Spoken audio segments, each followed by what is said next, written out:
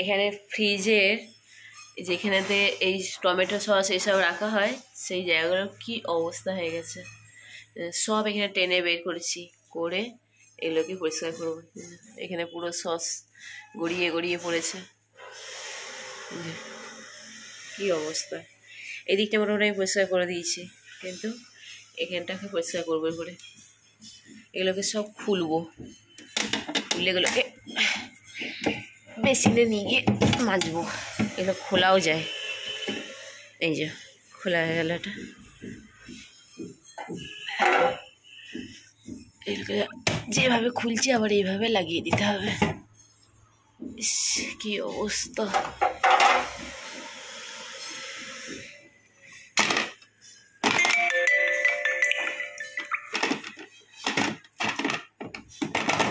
নাড়া নেখাতে হবে না, এটা খুলে দিয়েছি, সব মাজতে হয়ে গেল।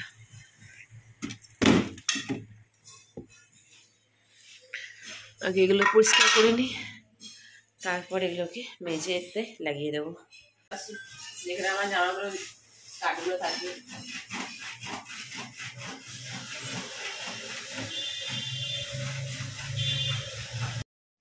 তো ফ্রিজের আমি যেগুলো লাগানো ছিল ওগুলো খুললাম, আপনাদের সামনে দেখতে পেলেন। তারপরে আমি প্রথমে না ভিজে ন্যাকড়াই করে পরিষ্কার করার চেষ্টা করছিলাম। ও বাবা, এমন শক্ত কাঠের মতো জমে গেছে যে ওই দিয়ে আমি পরিষ্কার করতে পারলাম না। তাহলে একটা ন্যাকড়াকে ভিজিয়েছিলাম যে এটা দিয়ে মুছে দেবো, তো হলো না। তাই সেই জন্য সেই কসবাইট আছে না, তার জালি যেটা কসবাই বলে আর কি, সেটা দিয়ে পরিষ্কার করলাম, করে তারপরে শুকনো কানি দিয়ে মুছে দিলাম। আজকে রান্না বান্না সেইভাবে কিছু নেই, কারণ কালকে আমি রান্না করেছিলাম তো অনেকটা না রয়ে গেছে। রাত্রেবেলায় কেউ সেইভাবে তরকারিপাতি খায়নি, তো সেটা সব রয়ে গেছে। তো সেই জন্য দুপুরবেলা আজকে আমি আর রান্না করলাম না, শুধু ভাতটা করে নিয়েছি, ব্যস্ত ওতেই যথেষ্ট। আর যখন ভাত খাবে মেয়েরা তখন গরম গরম একটা করে ডিমের অমলেট করে দেবো। আর আজকে রান্না বলতে সোয়াবিনের তরকারি আছে, ডাল এসব দিয়ে খেয়ে নেবে। আর আমাদের একবেলা রান্না তো, আর রাতেরবেলায় ভাবছি একটুখানি দুধ পুলি করবো, কারণ মনি মেঘা ওরা পিঠে এইসব খেতে খুব ভালোবাসে। তো সেই জন্য ভালো, তাহলে ঘরটা পরিষ্কার করে নিয়ে বসে কেন থাকবো। তো সেই জন্য, আর আমার এই আলমারিগুলো আমি প্রায় রেগুলারই একবার করে মানে পরিষ্কার করে নিই, যাতে বেশি নোংরা না হয়। অল্প নোংরার মধ্যেই পরিষ্কার করে নিলে না মানে খাটনিটা কম থাকে। আর যদি আমি মানে 1 সপ্তাহ 2 সপ্তাহ রেখে দিই, পরিষ্কার না করি, তখন প্রচুর ধুলো জমে যায়। তো ওই আপনাদের সঙ্গে কথা বলতে বলতে মোটামুটি আমার এই দিকটা পরিষ্কার হয়ে গেছে। তো ভাবছি আজকে এই রুমটাই পরিষ্কার করব আজকে। আর ওই দিকে যার একটা রুম আছে ওটা আমি পরিষ্কার করবো না, ওটা মনে হয় একটা অন্য আরেকদিন পরিষ্কার করব।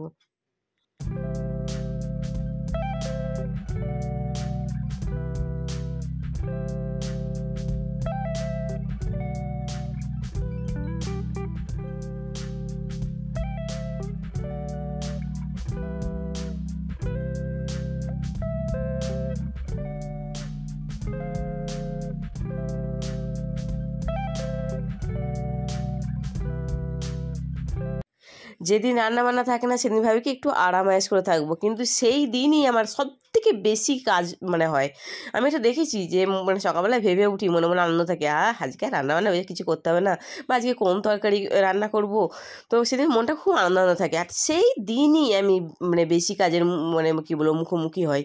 তো মনি সেটাই বলছি যে তুমি এক্সট্রা কাজগুলো কেন করতে যাচ্ছ, তোমার যখন আজকে শরীরটা আমার সত্যি খুব খারাপ। আমি ভয়েস দিচ্ছি বটে, কিন্তু আমার গলাটা খুব ব্যথা, ঠান্ডা লেগে গেছে। তো আমার গলাটা একটু ভারী ভারীও লাগছে, আপনারা হয়তো বুঝতে পারছেন, যারা আমার রেগুলার ভিউয়ার্স তারা হয়তো বুঝতে পারছে যে গলাটা খুব গম্ভীর বা ভারী লাগছে, ওই ঠান্ডা লেগেছে তার জন্য। চলুন আপনাদেরকে একটা জিনিস দেখাই। আমি এত ঘরদোর পরিষ্কার রাখি, তারপরেও দেখুন এই জানালাটা, এই শীত যে কটা মাস পড়েছে, মানে ধরুন ওই 1.5 মাস কি 2 মাস হয়তো হয়েছে, এই জানালাটা খোলা হয়নি। আর এই কদিন তো আরও বেশি ঠান্ডা পড়েছে। তবে এই ঠান্ডাটা 1 সপ্তাহ থাকবে, কারণ এই যে সংক্রান্তি আসছে না, পৌষ সংক্রান্তি, আমাদের গ্রামে আবার একটা কথা আছে যে চাউড়ি বাউড়ি, তারপরে সংক্রান্তি। তো এই যে সংক্রান্তি আসছে, তো এই সংক্রান্তি পৌষ সংক্রান্তির সময় ঠান্ডাটা আরও বেশি পড়ে। নাহলে এতদিন যে ঠান্ডাটা ছিল মোটামুটি চলে যাচ্ছিল, কিন্তু এই কদিন হলে এমন ঠান্ডা পড়েছে। আর আমি না এই ঠান্ডাতে না বেশি মানে অ্যাক্টিভ থাকতে পারি না, মানে একটু জড়সড়। যদি বসে যাই কম্বলের তলায় তাহলে আমি আর বেরোতে পারবো না, আর যখন কাজে লেগে পড়বো দাঁড়ান তখন কাজ করেই যাব। আর দেখুন আমাদের সোজাসুজি যে ফ্ল্যাটের যে বিল্ডিংয়ের যে ফ্ল্যাটটা আছে না, তাদের জানলাটাও দেখুন কী অবস্থা হয়ে গেছে, কারণ এই শীতকালে না আমরা সেইভাবে জানলা খুলিই না। আর একদম রাস্তার ধারে যেহেতু আমাদের ফ্ল্যাটটা, তো সেই জন্য সবসময় গাড়ি যাতায়াত করে, ধুলো প্রচুর ওড়ে। তো সেই জন্য এই দিকে জানালাটা একদমই খোলা হয় না। ওইদিকে রুমে জানালাটা থালো যদিও খোলা হয়, তাও তো ওইদিকে জানালাটা খোলা হয়, কারণ ওদিকে নেট লাগানো আছে, মশাও ঢোকে না, কিছুই না। কিন্তু এইদিকে জানালাতেই না প্রচুর মশা ঢোকে, নেট লাগানো নেই। এই যে পরিষ্কার করা ব্রাশটা, এই আমাদের এই যে জানালা পরিষ্কার করা যে ব্রাশটা, এটা আমি এই কদিন আগেই কিনলাম 20 টাকা দিয়ে বাজারে। এটা খুব কাজের দেখছি গো, কসবাড়িটার থেকেও দেখছি এটা দিয়ে ভালো পরিষ্কার হচ্ছে।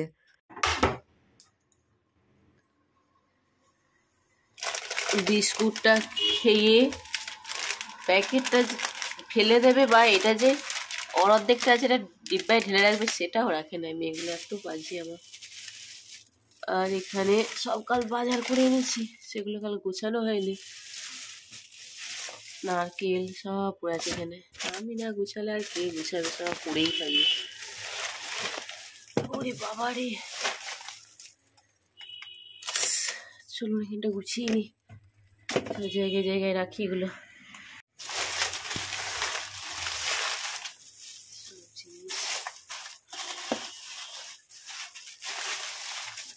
বাদাম, চালের গুঁড়ি, এটা নারকোল, এগুলোকে একটু বাদেই ফাটাবো। এটার কি আছে, লবঙ্গ আছে। তারা বিস্কিটটা খেয়েছিস, সেটা ঢালিস নি, এইভাবেই পড়েছিল, এই প্যাকেটটা সমেতই কিনে পড়েছিল এইভাবে। চিনিটাও ঢালা হয় না, এখান থেকে খুলে নিয়ে চা করেছে, কিন্তু না কফি বানিয়েছিল মনি, কিন্তু এটাকে জায়গায় রাখা হয়নি, এটাকে এখন ঢেলে রাখবো।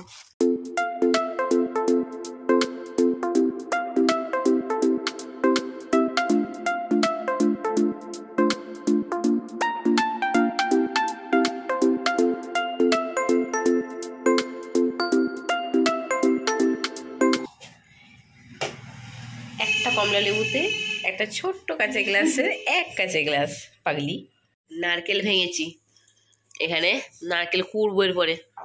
আর এই আমার এই নারকেল কুড়নিটা ভেঙে গেছে, হায় হায় হায় হায় হায় রে, যা যেটুকু একটু লেগেছিল গেল, এটা শেষ, দি এন্ড হয়ে গেছে এটা। আবার এইটা নতুন কিনে নিয়ে এসেছি, এই কবে নিয়ে এলাম জানো, কাল পরশু না 2-3 দিন হলো হয়েছে। এটা নারকেল কুড়ে তারপরে সেটাকে গুড় দিয়ে পুর বানিয়ে রেখে এসেছি, এখন বড় ঠাকুরের সন্ধ্যা দিতে এসেছি। তো চলুন এবার বাড়ি। সেদ্ধ চাল আর আতপ চাল 50 টাকা কিলো, আর এই গোবিন্দভোগ চাল 100 টাকা কিলো, তার ডবল দাম। বাবা, আমি এই 500 নিয়ে এলাম, 50 টাকা নিল। আমি মনে হচ্ছে না, আমার কাছে দামটা বেশি নিয়েছে। আর এটা মাখাটা দেখ একদম পারফেক্ট হয়েছে। এর আগেবারে মেখেছিলাম না, জলটা আমি একটুখানি বেশি দিয়ে দিয়েছিলাম, হাতে প্রচন্ড চেটাচ্ছিল, বাট এটা আজকে মাখাটা দারুণ হয়েছে। চল আগে এটা তৈরি করে নিই, তারপরে দুধগুলো করে দিলাম। আজকে আমাদের বাড়িতে দুধ পুলি হচ্ছে, আমাদের আজকে পিঠে পুলি বানানো হচ্ছে। তো এইগুলোকে দুধে দেবো, দুধ পুলি বানাচ্ছি। আর এইগুলোকে যে চুষি পিঠে না কি বলে না, এইগুলোকে আলাদা করে দুধ দিয়েও ফোটানো যায়, কিন্তু আলাদা করে দেবো না, আমি এর সাথেই দিয়ে দেবো। মোট 3 প্যাকেট দুধ আনাচ্ছি, মানে 2 প্যাকেট আর 4 প্যাকেট আনাচ্ছি। তো এইগুলো আর এইগুলো দুটোকে একই ইয়েতে দিয়ে দেবো, মানে একই সঙ্গে মিশিয়ে করবো। তো এখানে দুধ আমার ফুটে গেছে, খদখদ করে ফুটছে। এবার এই যে পিঠেগুলো বানিয়ে রেখেছি, গোবিন্দভোগ চালের ইয়ে দিয়ে গুঁড়ি দিয়ে বানিয়েছি, এবার এগুলো এর মধ্যে দিয়ে দেবো একটা একটা করে।